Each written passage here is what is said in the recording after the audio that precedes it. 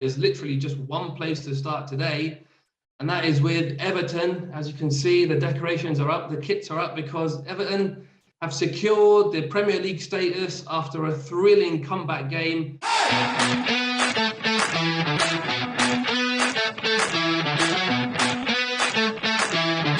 Hello and good morning. You're watching Golf News Kicking Back, the chat show, which is all about football. And there's literally just one place to start today, and that is with Everton. As you can see, the decorations are up, the kits are up, because Everton have secured the Premier League status after a thrilling comeback game against Crystal Palace last night at Goodison Park.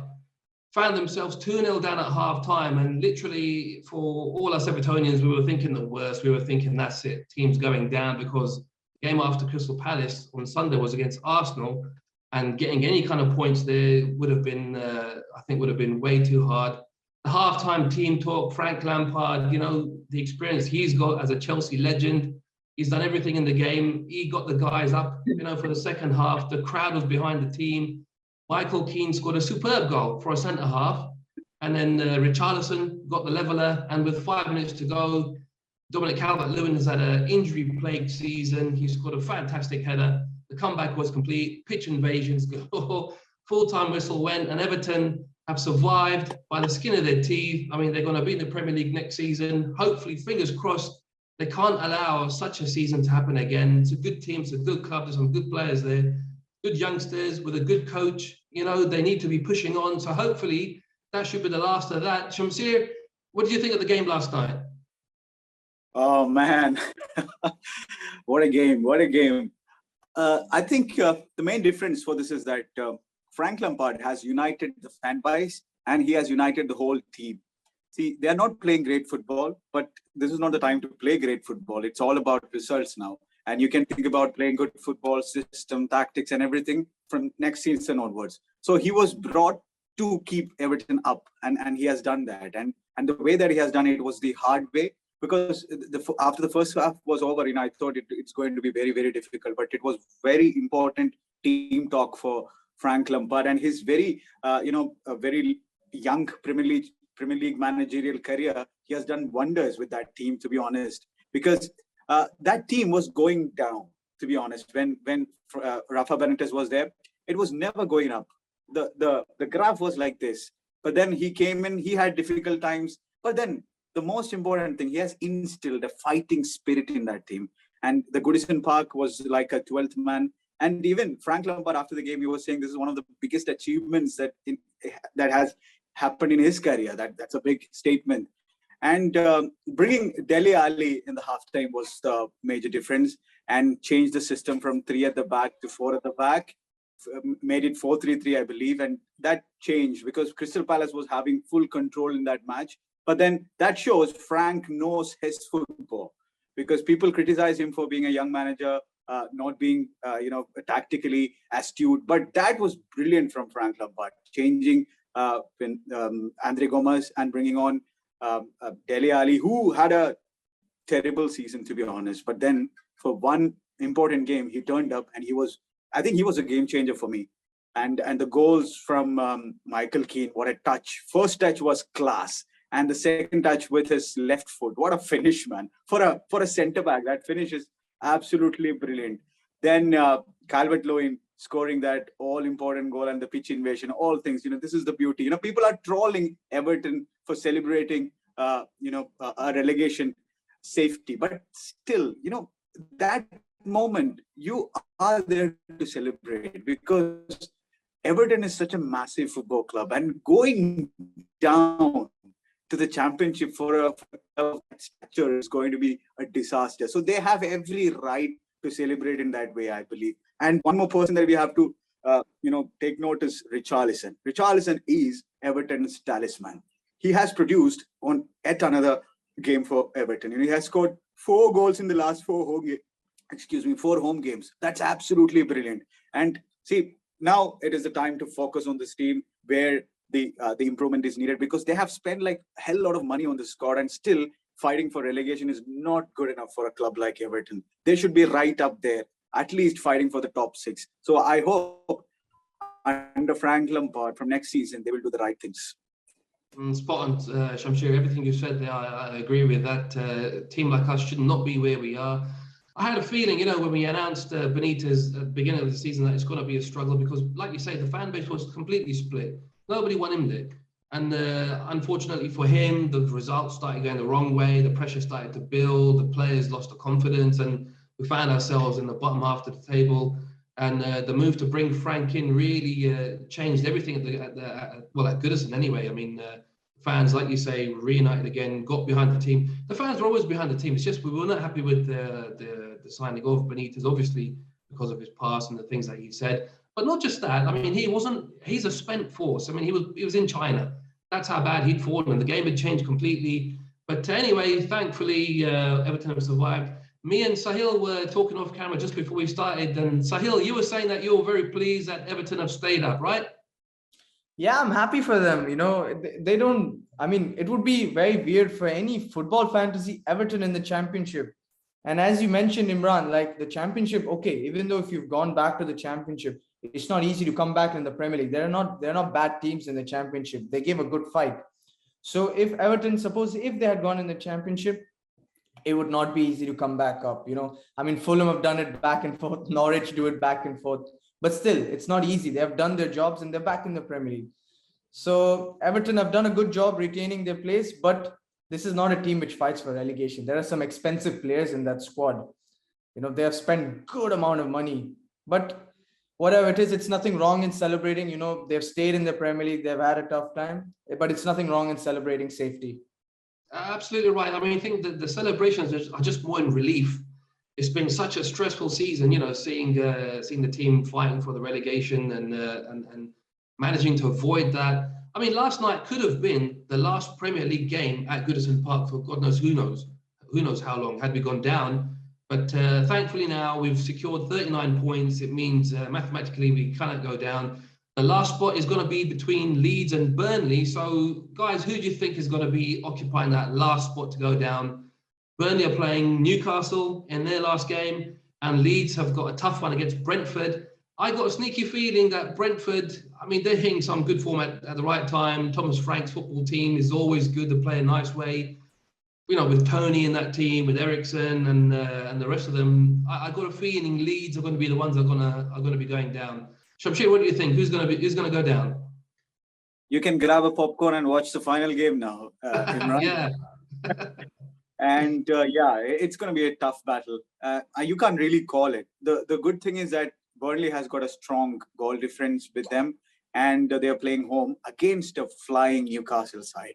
It's going to be very, very difficult for Burnley. But Mike Jackson, surprisingly, has made them playing some good football. They're very resilient. Of course, we have seen Burnley under Sean Dyche being very defensively organized team. So what Mike Jackson has given them belief to play ball at their feet. That's a difference that I have seen from this Burnley side, and that too in a very short time.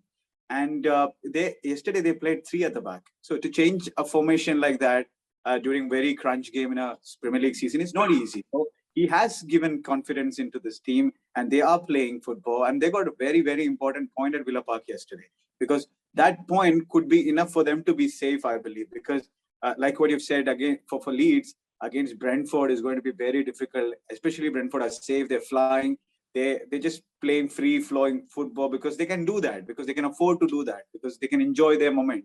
But whereas Leeds will be very tense, they're very touchy, and even if they win, they won't be safe. Even if they win, if Burnley gets all 3 points, then also Leeds are going to go down. But Leeds have to play their game, and they have to win and then wait Newcastle to do them a favor. But like you said, I think Burnley have the chance to stay up now. But I don't want that to happen, to be honest, after Burnley sacking Sean Dyche. I didn't like it at all. But we have to give credit to Mike Jackson for the way that he has turned around the fortunes for Burnley in such a short span of time. So I also think it could be Leeds going down. But this is the Premier League, and the story you can never write. You can expect the unexpected. Even if Burnley goes down, we can't really blame, because that's how the Premier League is, and especially this season, absolutely incredible. Leeds' goal difference is horrific. I think they're -40 or something. Burnley's is something like -20. So you're right. If they both win, then Leeds still go down. Sahil, between Leeds and Burnley, who would you rather have in the Premier League? Who do you think is better for the Premier League? Who do I think is better? I'm gonna say Burnley. I like Burnley. You know what Shamshir said. You know, when Sean Dyche was sacked, I was super furious. Like, this guy never had a transfer budget. He played with the same players on a regular basis. Just recently, they signed Weghorst, they signed Maxwell Cornet, these European players. Very barely these guys signed players, and they still somehow stay in the Premier League. If you remember in 2017-18, they came 7th place with one of the most bang on below average squads. Now that is some achievement. So when Sean Dyche was sacked, I was very upset. I was angry. Like, how could you do this to a manager who's done everything for your club? But then the new manager came in. He's done a great job. So we can't really complain. But I want Burnley to stay up for Sean Dyche. I mean, being a Man United fan, I don't like Leeds, but Leeds are a much more easier team to play. So it's, you know, it's complicated, but I hope Burnley stay just for Sean Dyche. Sean Dyche probably thinks or probably feels that he probably wants to see Burnley go down just to prove a point, because you're right. The way he was mistreated there, it was really unfair. I mean, the guys guaranteed them safety several times in the Premier League. They've always, we know what to expect from Burnley. Unfortunately, they're going to be down there in the bottom half of the table, and they're going to be struggling. But you always knew with Sean Dyche there that they're going to survive. But yeah, they pulled the trigger. They got rid of him. And but to Mike Jackson's credit, he's done well. He's picked up 3 wins, 2 draws. Right, they had a couple of defeats, but don't forget, one of those defeats was against Tottenham. Tottenham are flying right now. They're going for the Champions League. So yeah, it was unfair. But even Leeds, you know, got rid of Bielsa when they did, and they brought in the American guy Marsh, who's also had a bit of a bounce. But that last place is going to be very interesting to see who's gonna survive. Talking about, let's move on from the relegation battle. Let's talk about the Champions League now. Yesterday, Chelsea had a 1-1 draw, Shamshir, against Leicester. And although mathematically, I mean, it's going to be a huge result for Tottenham to overtake Chelsea for 3rd, they can finish on the same points as them, Shamshir. But are you happy overall with the way the season has been for you guys? Not really, because the season started with a lot of expectations, especially after winning the Champions League. And many pundits were talking about Chelsea being the champions coming end of the season. But we knew our problems, but then we thought Lukaku is the puzzle to sort out, the last piece in the puzzle to sort out. But the thing is that now when we read the things that we are reading in the papers and all, I think Lukaku was not Tuchel's first choice, and he needed someone else. And Romelu Lukaku was not the one that who would fit in the system and all. We are reading all sort of things like that. And obviously, with all the problems that we had off the pitch, finishing 3rd in the Premier League is not a bad thing, and winning like a couple of cups as well, like the Club World Cup and Super Cup. But all the problems that we had outside the pitch, Thomas Tuchel has led this team very well, I believe. And the most important asset for us is Thomas Tuchel, and he's going to stay there. And with the new management, with the new ownership, and we hope that they'll do the needful and bring in a couple of players. Not couple, in fact, we need an overhaul, especially in the defense, because many of them are on, I think they're leaving on free in the summer, like Alonso, Azpilicueta, Rudiger, Christensen. Most of our backline is going, so we need proper reinforcement in the backline, and obviously we need addition elsewhere as well, because the kind of additions that Liverpool and Man City are making, and if you want to close the gap between these guys, these giants, you need to make proper signings. You need to back your manager, otherwise it's not going to help. But we have our problems, and we already know that we create chances, but we don't have clinical finishers in our squad. Even yesterday, Pulisic had like a sitter miss, and our goal came from one wing back, the other one. I always think, so no manager has tried Alonso as a striker, because he is so poor defensively, but his technique is absolutely brilliant. Someone would have tried him as a striker, I believe. But again, this clearly showcases our problem, that we are struggling to find goals. We brought a 100 million man to score goals. He's struggling to fit into the team. So there are a lot of work to be done, but Thomas Tuchel is there, and that is a good news for all the Chelsea fans out there. Absolutely, Thomas Tuchel is there. He got you to 2 cup finals as well. Unfortunately, both times you played against one of the best teams in the world right now, Liverpool, and penalties both times. So Chelsea wasn't really beaten. They lost the penalty shootout, which can happen to anyone. But you're right, Shamsir. I mean, that's a lot of good players about to leave. Alonso, Rudiger, Eriks. These are all solid defensively. So, yeah, got to be a bit of a big rebuilding job at Stamford Bridge. And similarly for Man United, Sahil at Old Trafford. You guys are going to have to be, you're going to have to challenge next season. You're going to have to get rid of some of that dead wood. There's rumours about Paul Pogba joining Manchester City. What do you think about that, Sahil? And how's next season going to be for Man United?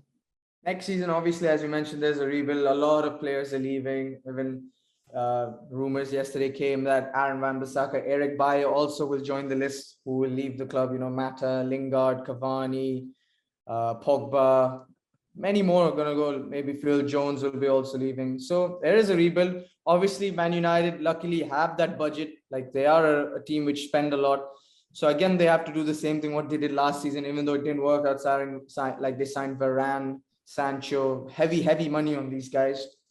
So there is a rebuild, but I don't think they'll challenge for the title next season. Manchester United, they're a long way behind. But if they can target some other domestic cups, it would be a big thing, huge thing if they target a League Cup or an FA Cup, or if they qualify for the Europa League. But they're still way behind. I mean, I like the manager who's come in, Erik ten Hag, and I hope we see that your Everton man Donny van de Beek gets also a chance at the club. I mean, he's flourished under Erik ten Hag, you've seen, but he's just not had his chances at Manchester United.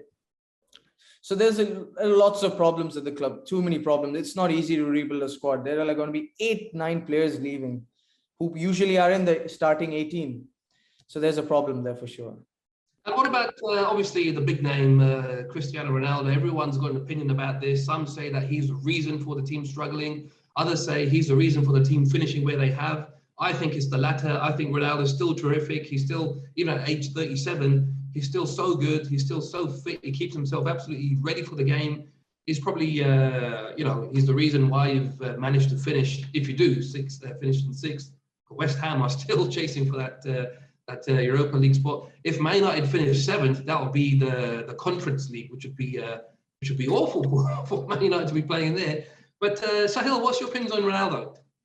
Oh, absolutely. When someone tells me like, oh, Ronaldo is the reason that Manchester United have not done well, it's absolute crap in my ears. I remember Shamsir saying that they didn't need to sign Ronaldo. I agree with that. Like, it was not a necessity that to sign Ronaldo. They were doing well with the likes of Cavani, Rashford. But then, okay, they signed Ronaldo. Okay, they signed one of the finest strikers in the world. So why complain? We got Ronaldo. You should feel happy. But then it's not Ronaldo. The likes of Sancho, 3 goals, 4 assists. Rashford, 4 goals. I don't know how many assists. Cavani's half the time out with some injury. He had 1-2 goals. These guys are to be blamed. Greenwood had 4-5 goals until he left the squad. But it's these people who should be blamed. And the midfield, Bruno Fernandes. Look, Bruno Fernandes has created the most chances in the league. He's done decent. Yes, the expectations for Bruno Fernandes has reached a high level now after what he did in the first season and also in the last season. So for me, Cristiano Ronaldo's done a good job. He didn't start well. Like in the first year, 2021, he had only 6 or 7 goals. He stepped up next year in 2022. He didn't start well in Jan-Feb, but after March, April, May, he started scoring some blister of goals. So it's not Cristiano Ronaldo is surely not a problem. This is Man United should be happy. They have a guy who can get you goals out of nowhere. I remember against Shamsir, if you remember the game against Chelsea, the way Man United were playing, horrible football. Chelsea were all over them. Like the way Reece James was creating chances. And they had scored through an unbelievable goal through Alonso. But then Ronaldo out of the blue stepped up, scored a beautiful goal. So Man United should feel happy they have an unbelievable striker in their team. They shouldn't complain. Shamsir, what do you think? Are we going to see a different Man United next season? New coach, obviously a lot of players leaving, a lot of players going to be coming, but there's a big job there to do. What do you think? Are they going to do better than they can this season, or do you think it'll be more of the same? They'll have to bide their time for another season, maybe of rebuilding, and then maybe a couple of years from now, we'll see them challenging for the title? Or do you think Erik ten Hag is going to have a big effect when he turns?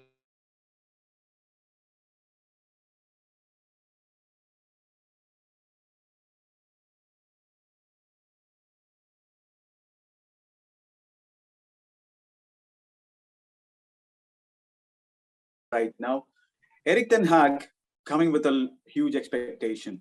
the good thing about Erik ten Hag's timing is that he's coming to Manchester United when United are in deep, deep trouble. So if he can do little basic things right, he'll be treated as a legend already, to be honest, because the problems are too huge over there. So Erik ten Hag hasn't managed anywhere else other than Eredivisie. So that's a huge ask for him, but he has got a lot of experience in him. He's one of the brightest managers who was a disciple of Pep Guardiola in Bayern Munich. He has got all the experience in the world, but Premier League is a different ball game altogether. And it is Manchester United. The scrutiny will be too much. Everyone all around the world will be asking you questions. So it's not going to be an easy job. And all the questions will be on the board, United board. How are they going to back him? We are reading that Erik ten Hag will be given a jet. He has all the transfers he'll be doing. They have to do that because they have to sign players that the manager actually needs, because this guy is coming with a certain philosophy. So if he wants to implement his philosophy, board should give him the players that he actually wants, not the board need for their commercial business or whatever. So they need to give him the proper players. So we can only say anything about Manchester United after the transfer window, I believe, because whatever players they are signing, we can actually analyze their probable season with those signings, I believe. And Erik ten Hag is a very disciplined kind of a coach, so he will bring a discipline to that squad, which is I think player power is so much over there in that dressing room. Certain players are like thinking too bigger than the club. They just play